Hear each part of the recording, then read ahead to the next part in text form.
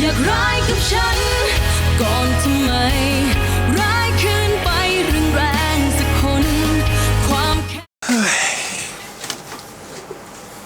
เอ็งจำไม่ได้เลยเหรอวะ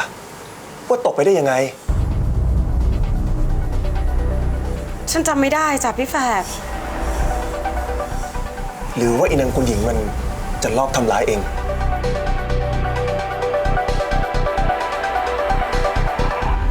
ฉันจำอะไรไม่ได้ ฉันจำได้แค่ว่า ฉันทำกับแกล้มให้ไอ้ท่านเจ้าคุณ แล้วพอฟื้นมาอีกที ฉันก็อยู่กับคุณประจักษ์แล้วอะแล้วตอนเนี้ยคุณประจักษ์ก็รู้ความจริงทั้งหมดแล้วว่าเองเนี่ยเป็นใครและเขาจะไม่เล่าเรื่องทั้งหมดให้อีนางคุณหญิงกับท่านเจ้าคุณมันฟังเหรอวะ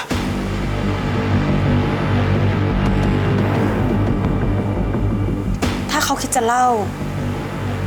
เขาก็คงจะเล่าตั้งแต่อยู่ที่บ้านพักตากอากาศโน่นแล้วล่ะพี่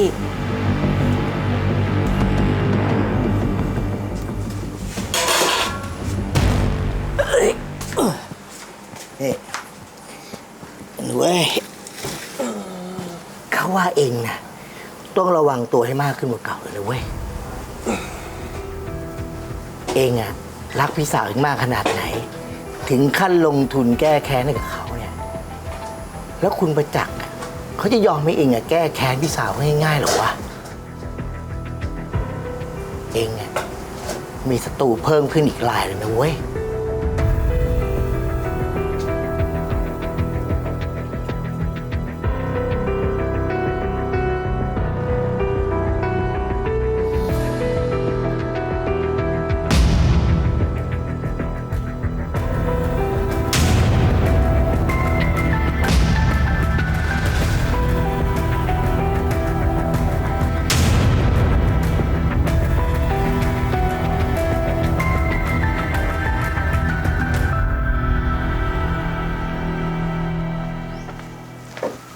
ณจักรครับณจักรครับณจักรครับว่าไงตาพบพอดีผมเอาหนังสือกฎหมายที่ยืมไปเมื่อคืนนะครับใช่ครับ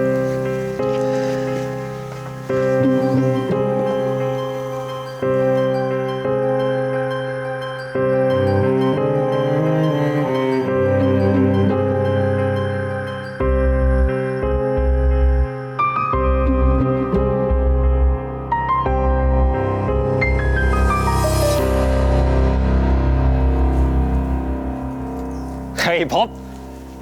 ยืนคิดอะไรอยู่วะไอ้ศิลาเฮ้ยก็ตั้งแต่ไปเที่ยวตากอากาศกลับมาเนี่ยฉันว่าน้าประจักษ์แกดูแปลกๆว่ะแกดูเครียดๆยังไงก็ไม่รู้อะ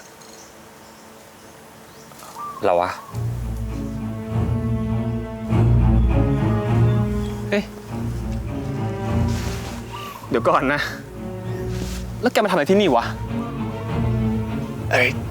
คือ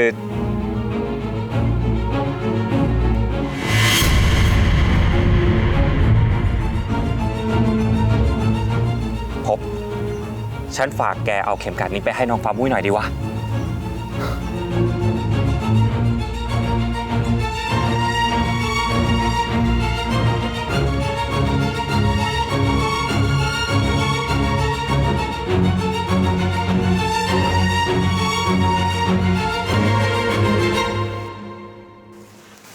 บอกรักอะไรเลยยะพี่ศิลานะไม่ชายตาแหลฉันเลยเอาแต่มองนางฟ้ามุย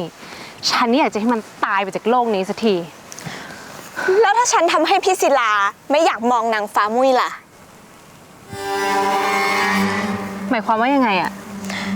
มีคนงานเข้ามาใหม่ที่บ้านฉันคนหนึ่งท่าทางมันประจบใช้ได้เลยมีคนแอบกระซิบบอกฉันว่าจะใช้มันไปทำอะไรก็ได้ถ้าเงินถึงเธอก็รู้ว่าฉันมีเงินนี่แล้วถ้ามันทำตามสั่งจนเธอพอใจ เธอจะช่วยฉันไหมล่ะช่วยอะไรช่วยให้ฉันสมหวังกับพี่ภพพี่ชายเธอไงล่ะ ได้สิจ๊ะ ว่าที่พี่สะใภ้ของฉัน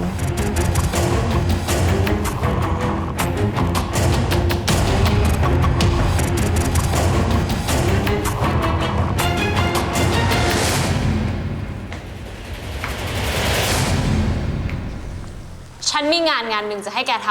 ำ แต่แกห้ามปากโป้งนะ เพราะถ้าแกปากโป้งอ่ะ ฉันเอาแกตายแน่ เข้าใจไหม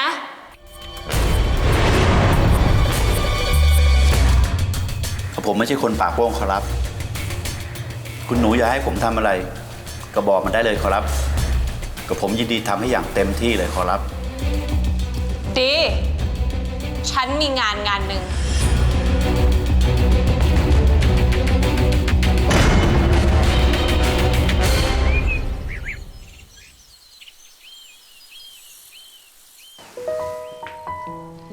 คุณหนูจะไปโรงเรียนแล้วนะเจ้าคะ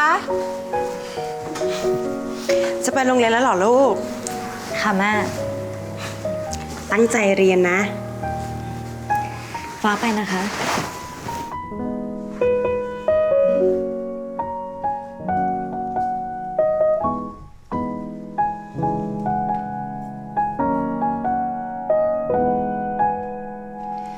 คุณหนูว่าวันนี้ฝนจะตกไหมเจ้าคะ คิดว่าไม่นะคะ เฮ้ย หยุดนะเว้ย มีเงินในกระเป๋าเท่าไหร่เอาออกมาให้หมด นี่ เร็วดิ แกจะทำอะไรคุณหนูอะคุณหนู ไหนเงิน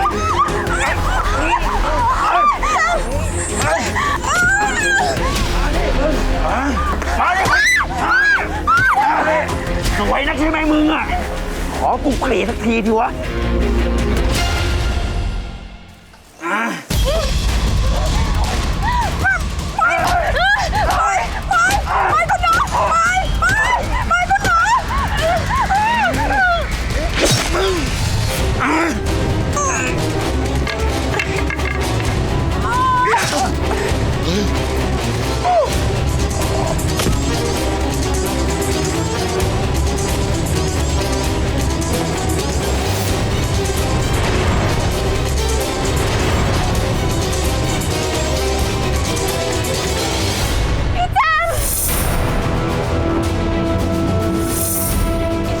เกิดอะไรขึ้นอะฮะ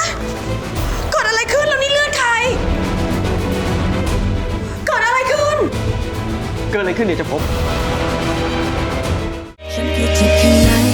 ใครที่ทำ เป็นไงครับ ดูละครสนุกกันไหมครับ อย่าลืมกดไลค์ กดแชร์ กด Subscribe YouTube ช่อง 8 ด้วยนะครับ